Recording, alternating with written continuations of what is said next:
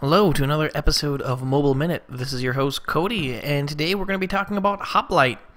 Now, Hoplite is a interesting kind of game. It is kind of like a paper rock scissors type game, and what you do is you have to get your little legionnaire or whatever you want to call them to the stairs, and then of course there's a variety of bad guys who can hurt, maim, destroy, and even bruise your character.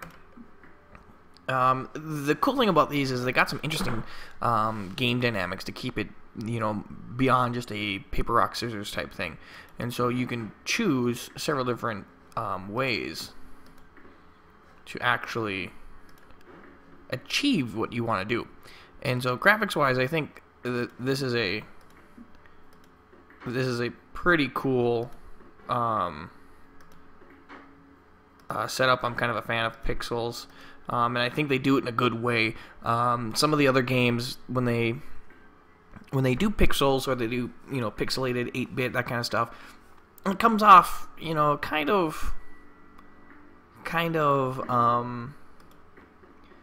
of cheesy. And for some reason, I just happen to like this setup, and so it's really cool. In the fact that you kind of have to start over. There's no really saving once you kind of expel or lose all your hearts. You kind of have to start all over again, and so you don't just get to go from a saving point and be la-di-da-di, everything's fine. It clearly becomes more difficult the higher the levels you get, and the more advanced, I guess, it goes. The more that you have to kind of choose what strategy you can do, because it becomes more and more bad guys.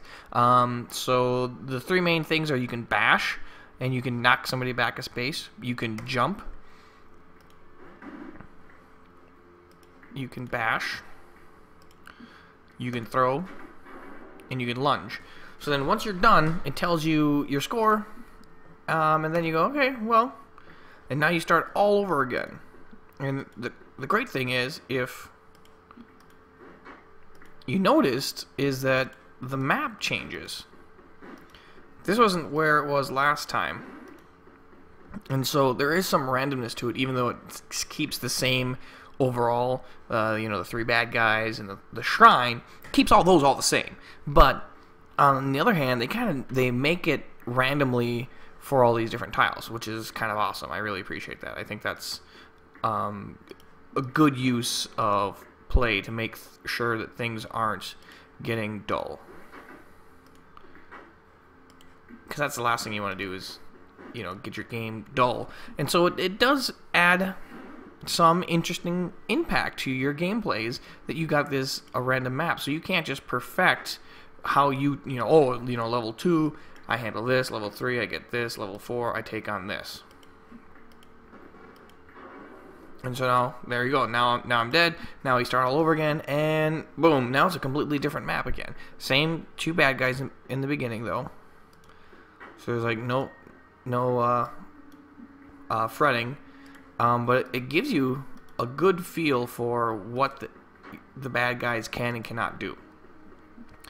So responsiveness, when I've touched and tapped this, I felt that it was very easy to tap on the buttons. I felt that it was awesome in regards to how fast it loaded. It was very quick for me, and so I didn't really have too big of an issue and a frustration that was outside of gameplay.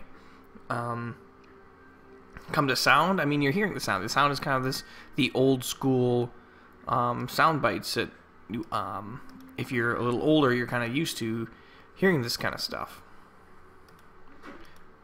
Oh, I am in a pickle.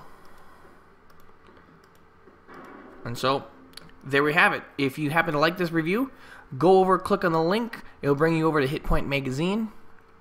On there, go ahead and sign up to get on the digital list so that you can receive a digital magazine and see more reviews, more tips, more strategies, tactics, and interviews.